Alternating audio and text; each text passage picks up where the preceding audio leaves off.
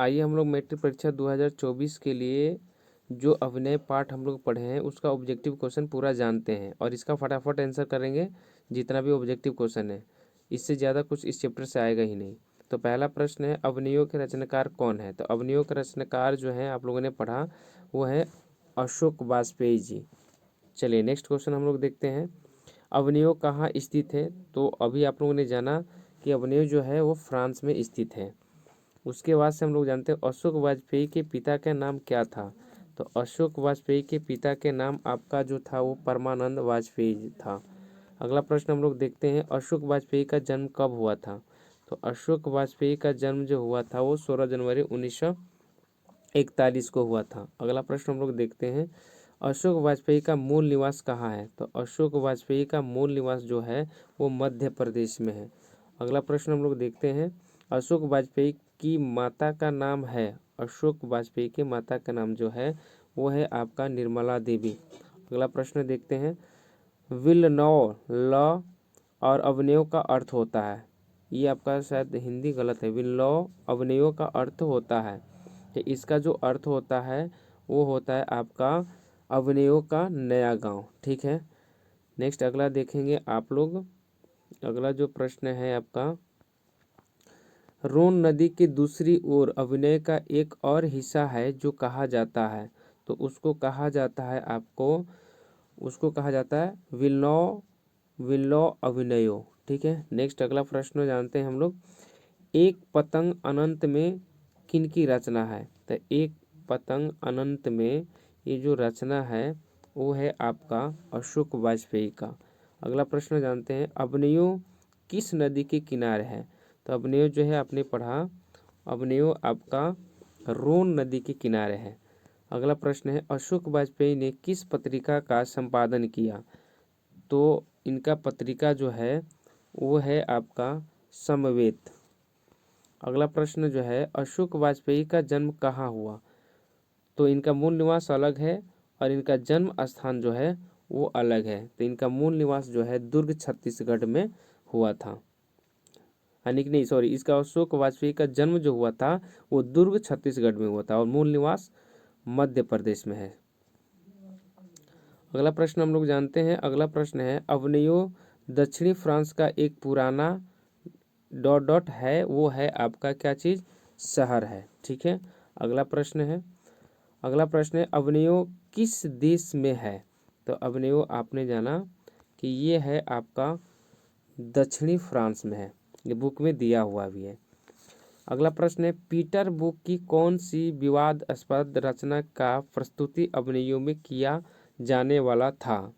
तो ये है आपका ऑप्शन देख लीजिए, रामायण, उसके बाद से महाभारत, गीता और पुराण। तो इसका जो आंसर हो जाएगा वो हो जाएगा महाभारत। महाभारत में किया गया है। तो हम ऑप्शन नहीं बोलेंगे, डायरेक्ट आंसर बता रहे हैं, इस तरह से ज़्यादा टाइम लगेगा। अगला प्रश्न है, किसने पोप की गतिविधियों पर नज़र रखने के लिए किला बनवाया था? तो ये बनवाया था आपका फ्रेंच शासकों ने, फ्रेंच शासकों ने बनवाया था। नदी के किनारे भी नदी है, गद्यकाव्य किसकी कृति है? तो ये जो कृति है वो है आपका अशोक वाजपेयी की। आप लोगों ने भी देखा कि बुक में दिया हुआ है ये। कार्थिसियन संप्रदाय का ईसाई मठ था, तो ईसाई मठ जो था वो था आपका ला शत्रुज था, बिल्कुल सही है। अगला प्रश्न है, कुमार गंधर्व क्या है? तो कुमार गंधर्व जो है वो है शास्त्रीय गायक है, शास्त्रीय गायक। अगला प्रश्न है, अवनियो पाठ रचित है? तो अवनियो पाठ जो रचित है वो है अशोक वाजपेयी द्वारा, अशोक वाजपेयी द्वारा ये वो रचित है। अगला हो गया, विलनवै है, विलनवै है, तो ये जो है वो आपका छोटा सा गांव है, देखेंगे तो। अगला प्रश्न है कि अवनियो फ्रांस का एक प्रमुख रहा है, एक प्रमुख क्या रहा है? तो वह कला केंद्र रहा है। अगला प्रश्न है, अशोक वाजपेयी को फ्रेंच सरकार द्वारा दिए जाने वाला पुरस्कार है? तो इनके द्वारा दिए जाने वाला जो पुरस्कार है वो है ऑफिसर व द ऑर्डर ऑफ क्रॉस, ये दिया गया ऑप्शन ए। अगला प्रश्न है आंद्रे ब्रेता क्या है? तो आंद्रे ब्रेता जो है वो है आपका कवि। ठीक है, अगला प्रश्न है शहर अब भी संभावना है कृति किसकी है? ये जो कृति है वो है आपका अशोक वाजपेयी का है, ऑप्शन डी। अगला प्रश्न है अशोक वाजपेयी ला शत्रुंज में कितने दिनों तक रहे? तो ये आपका 19 दिन, 7 दिन, 1 महीना और 20 दिन। तो ये रहे हैं आपका 19 दिन। अगला प्रश्न है अशोक वाजपेयी का 24 अक्टूबर से 10 नवंबर 1994 तक कुल कितनी रचनाएं की? तो इन्होंने जो रचनाएं की वो की ऑप्शन डी 35 कविता और 27 गद्य इन्होंने किया। अगला प्रश्न है पिकासो की प्रसिद्ध रचना का शीर्षक है? तो इनका जो शीर्षक है वो है आपका ऑप्शन बी ल मादामोजेल द अवनेयो इन्होंने लिखा। अगला प्रश्न है अशोक वाजपेयी की रचनात्मक प्रतिभा कौन है?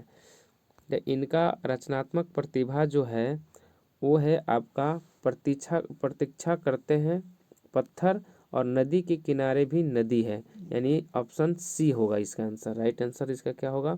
तो राइट आंसर इसका सी होगा। ठीक है, क्वेश्चन नंबर आपका जो है 29 का राइट आंसर सी होगा। दोनों ऑप्शन ए और बी सही है। अगला प्रश्न है अवनेयो पाठ का लेखक कौन है? तो ये तो शायद आप लोगों ने कर चुका है, फर्स्ट क्वेश्चन था। इसका लेखक आपका कौन है? अशोक वाजपेयी जी, ऑप्शन ग हो जाएगा। अगला प्रश्न है अवनेयो पाठ गद्य की कौन सी अवनेयो पाठ गद्य की कौन सी विद्या है? तो ये कौन सी विद्या मतलब इसमें बताना है आपको है क्या? तो ये है आपका यात्रा वृत्तांत, ऑप्शन ख हो जाएगा। यात्रा वृत्तांत है। अगला प्रश्न जानते हैं अवनियो किस नदी के किनारे बसा है? तो अवनियो जो है वो आपका आप लोगों ने जाना, इसमें भी दो इति हो गया था आपका, दोबारा इसमें पढ़ लिए थे। तो ये जो ऑप्शन होगा आपका, ये शायद आपका जो होगा ये ऑप्शन देख लेना, रोन नदी के किनारे। यहाँ पर ऑप्शन शायद ये घ जो है वो गलत हो गया है। इस तरह का क्वेश्चन आप लोगों ने कर लिया है।